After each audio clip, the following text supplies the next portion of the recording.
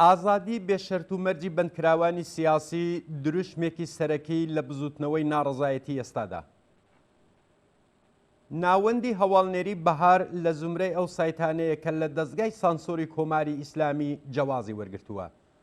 ئەم سایتە لە راپۆرتێکدا باز لە 29 بەرابەربوونی ئاماری بەندکراوان لە دەستپێکی شۆڕشی 57ەوە تا ئێستا دەکات و نووسیوێتی لە ئێران لە هەر 100,000 کەس نزیک بە 290 کەس لە زینداندان. بەپێی راپۆرتی ئەم ناوەندە 25% جەمعیەتی کەیفەری زیندانەکان کەسانی دەست بەسەرکراوی پێش محاکەمە یان دەست بەسەرکراوانی کاتی پێکدێنن. ئەم راپۆرتە هەروەها دەژڵێکە بەپێی ئاماری ڕسمی ڕێکخراوی زیندانەکان ئەم ژمارەیە لە بەندکراوانی سابت پێکهاتووە. هەموو ساڵێ نزیک بە 650,000 کەس لە ئێرانیەکان تامی زیندان تەنانەت ئەگەر بۆ ڕۆژێکیش بێت دەچێژن.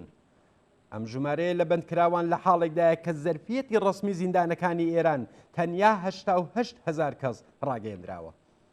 ئەم راپۆرتە باز لەوەش دەکات کە بەپێی ئامارەکان ژمارەی بەندکراوانی بەر لە شۆڕش بە لە بەرچاوگرتنی جەمعیەتی 36 میلیۆنی ئێرانی ئەم سەردەما نزیک بە 10,000 کەس بووە.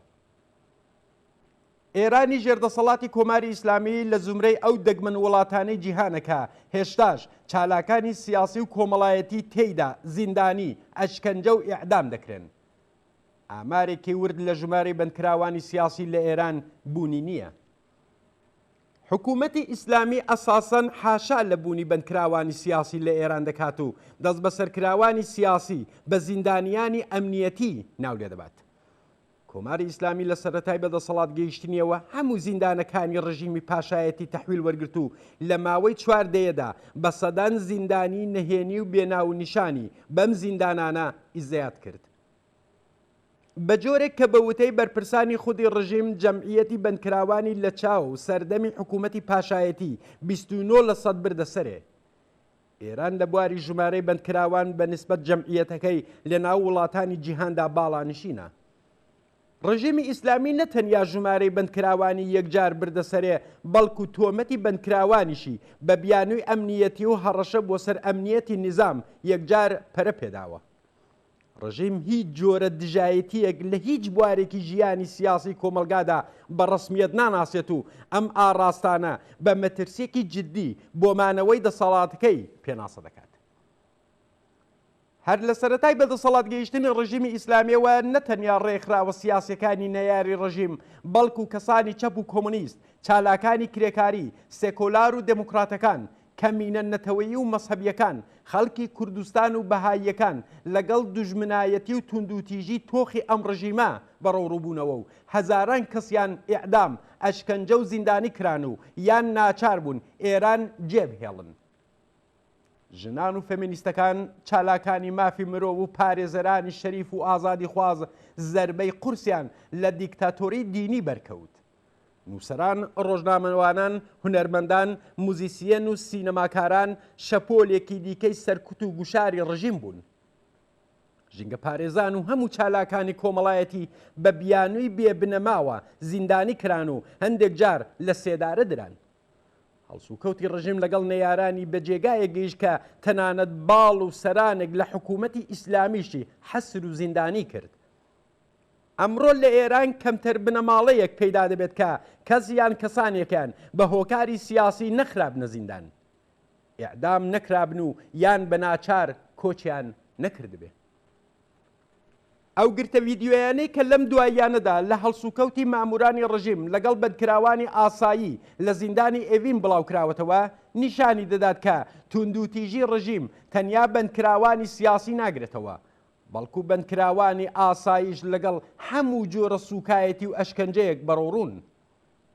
بەندکراو لە ئێران بە شێوەی گشتی هیچ مافیەکی نییە. تەنیا گروپێک کە بەندکراوانی ڕژیم کە وەزعیەتێکی باشیان هەیە گەندەڵانی ماڵی و کەسانی دەستڕۆیشت و ئەندامانی بنەماڵە و کەسوکاری سەرانی ڕژیمن. بەندکراوانی سیاسی لە زومرەی باشترین و شەریفترین بەشی کۆمەڵی ئێرانن.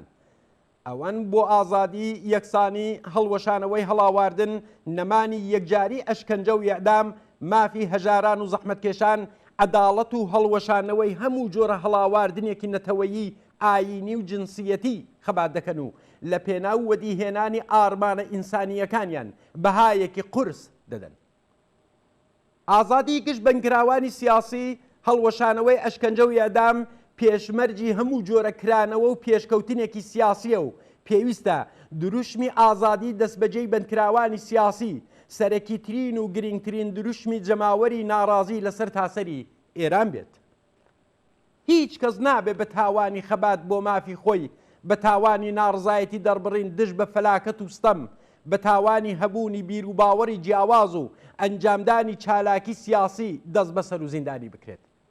ئەگەر قرار بێت کەسێک بخرێتە گۆشەی زیندانەوە ئەوە هۆکار و خوڵقێنەرانی ئەم بارودۆخن کە دەبێ بڕۆنە زیندان. واتە ئەو کەسانەی کە ڕۆڵەکانی خەڵک زیندانی و ئەشکەنجە دەکەن، ئەوانەی وەجگەرگۆشەکانی خەڵک دەکوژن و لە گۆڕە بێناو نیشانەکانی دەهاوێن، ئەوانەی وا سەروەتی کۆمەلگا بە تاڵان دەبەن و ڕەنج و بێبەشی و بێمافی بەرین بەسەر خەڵکدا دەسەپێنن. هیچ کەس نابێت بە خاتری بیر و باوەڕ و چالاکی سیاسی زیندانی بکرێت. هەموو تاکێکی کۆمەڵ پێویستە لە ئازادی بێشەرت و مەرجی سیاسی، ئازادی چالاکی سیاسی و پێکهێنانی حزب، ئازادی بیر و باوەڕ و تەبلیغکردن بۆی، ئازادی ڕادەربڕین و چاپەمەنی، ئازادی کۆبوونەوە، ناڕزایەتی، مانگرتن و ئازادی پێکهێنانی سەندیکا و هەموو جۆرە ڕێکخراوێکی پیشەیی و سیاسی دیکە بەهرەمەند بن. بارگە و بنەی ڕژیمی سەرمایەداری کۆماری ئیسلامی واتە دەسەڵاتی تێرۆر زیندان و ئەشکەنجە پێویستە بە خەباتی شۆڕژگێرانەی کرێکاران و خەڵکی بێبەش و ستەملێکراوی ئەم وڵاتە هەڵبگیرێت و لە دوا ڕۆژی سەرکەوتندا ئازادی بێشەرت و مەرجی سیاسی وەک بەشێک لە جارنامەی شۆڕش بەهێزی ڕاپەڕی و لە سەرتاسەری وڵات ڕادەگەیەندرێت و بەڕێوە دەچێت.